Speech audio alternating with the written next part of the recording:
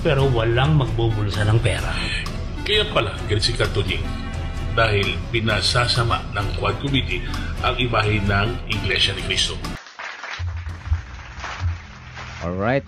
Okay, kumusta mga Lods? Isang mapagpalang araw naman sa ating lahat. At siyempre, welcome back muli sa Mr. Banog Channel.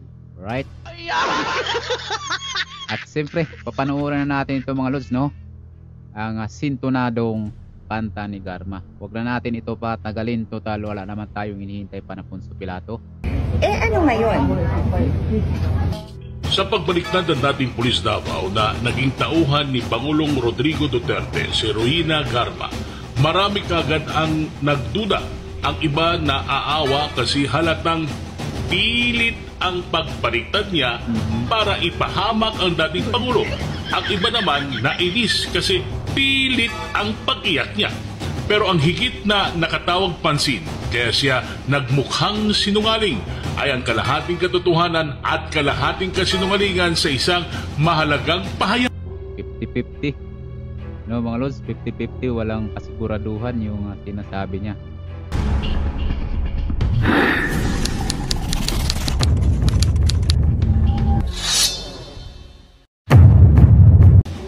Binanggit niya ang utos daw ni PRRD na kumuha ng pulis ng miyembro ng Iglesia ni Cristo. Na-excite ko ang mga miyembro ng Quad Committee na nag-iimbestiga. Hindi na in aid of legislation, kundi in aid of persecution. Akala nila ay naka-score sila para idiin si Digong. Pero ang buong katotohanan ay lilitaw. Pilit mang ibahin ang kwento. During our meeting, he requested that I locate a PNP officer or operative who is a member of the Iglesia ni Cristo, indicating dinadamay pang Iglesia ni Cristo, no? That he needed someone capable of implementing the war on drugs on a national scale, replicating the Davao model. The Davao model referred to the system involving payment errors. Kung totoong pilit siyang pinakanta, pilipit ang tono niya. May tama ka, Idol. Pilipit niya. Half truth, half lies. Ano ang tawag sa kantang wala sa tono? Simple, sintonado. Ano ang nagiging image ng mga susol sa kumanta? Ano? Sinto. Ano nga, sinto. Mapapahiya naman ang dating Pangulo. Hindi rin siya mapapaya, pakinggan natin. Yan si Garma, laking Davao yan. Laking pulis sa Davao yan. Yan pa si sila Leonardo. Marami yan silang grupo, but itong dalawa na ito, grupo ni Garma, specifically assigned by me to take care sa droga. Yun ang totoo dyan. Ngayon, may marinig ka dyan sa narrative ni Garma na magkuha ka ng Iglesia ni Cristo. Alam mo ba, Sal, kung bakit? Bakit ito? Because ang Iglesia ni Cristo, may tiwala ako at alam kong may ipapatrabaho ako pati pera. Yung si Leonardo ng Iglesia ni Cristo, sabi ko magkuha ka. Hindi naman kailangan na kaibigan mo yan personal. But because of the Iglesia ni Cristo, guys, maasahan mo at yung pera mo hindi masayang, hindi ibulsa at gagastuhin yan para sa project na pinapagawa mo sa kanila. Yung pala si Garma naman.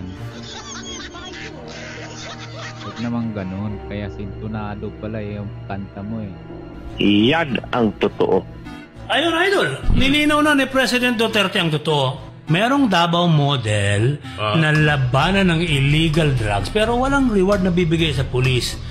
Dapat lang daw mapagkakatiwalaan ng pulis na hahawak ng project, lalo na sa usapin ng pondo to preserve peace and order pero walang magbubulsa ng pera. Kaya pala, si Katunying, dahil pinasasama ng Quad Committee ang imahe ng Iglesia ni Cristo. Marami nang nakakaalam niya. Huwag tayo magkunwari doon. Oo, hindi po natin sinasabi na walang paglabag sa karapatang pantao. Hindi po natin sinasabi na walang mga napatay doon na na inosente. Meron po. Hindi ba may mga documented naman yan? Sinasabi natin. Pero ang tanong, ano nangyari sa barangay natin? Hindi po ba, mga kababayan? Yung barangay namin, ulitin ko, Barangay San Mariano, San Antonio, Nueva Ecija, tumino. Marami nang nakakaalam niya. Ultimo yung mga nakawan ng bibi, nawala eh. Baka may dumating na magnanakaw, hintayin mo ha? Opo. Ang mga mambabatas ba, alam na nila ang katotohanan. Kung alam na pala nila ang buong katotohanan, ba't pa sila nag-iimbestiga? Pabigat yan. Ngayon, pag kontra sa kanila pong nabuong konklusyon, ang sinabi nung kanila pong bisita, ang sasabihin nila, ito'y nagsisinungaling. Hindi napunte. Ano po?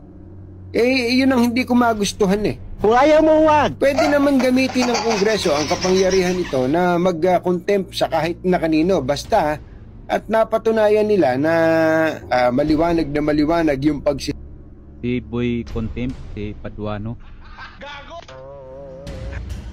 Contempt agad, bro. sinungaling.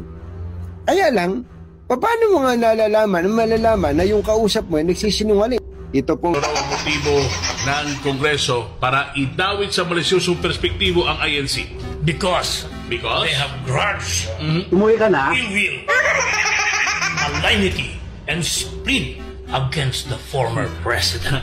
Ang lalim na mga terminologies mo, Idol. Anong ibig sabihin sa bawat isa nila? Ang kulit mo. Paninira, period. Ni-shortcut mo eh. Pero may tama ka, Idol.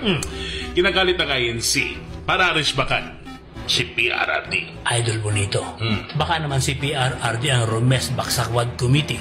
Pakinggan mo. Ang kulit mo. Marami nang nakakaalam niya. Hindi napunte. Ay, kung ito lang naman, it's all about me. Di, ako na lang. Bakit pa yung ibang tao? Pag sa loob ng bayan, ang pagsingit ng budget sa BICAM. Pero napagtatakpan ng pinaiingay nilang issue. Masyado kang mareklamo. Gusto mo na umuwi?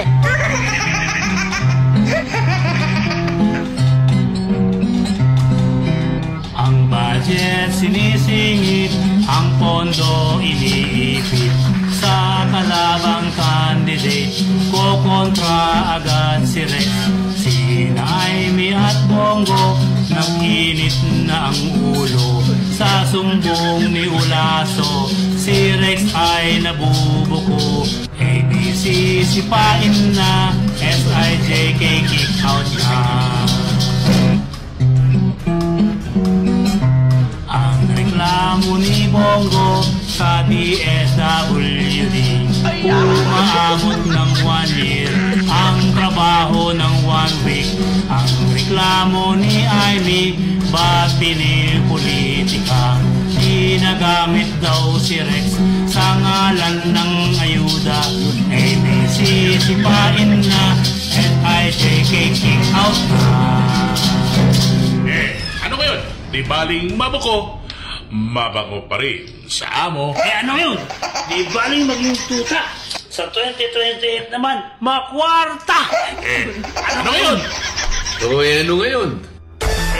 Ano ngayon? Ano ngayon?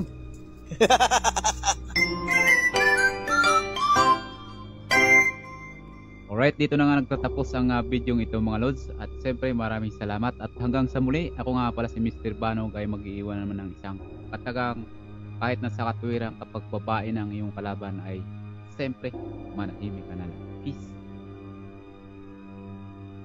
Gago!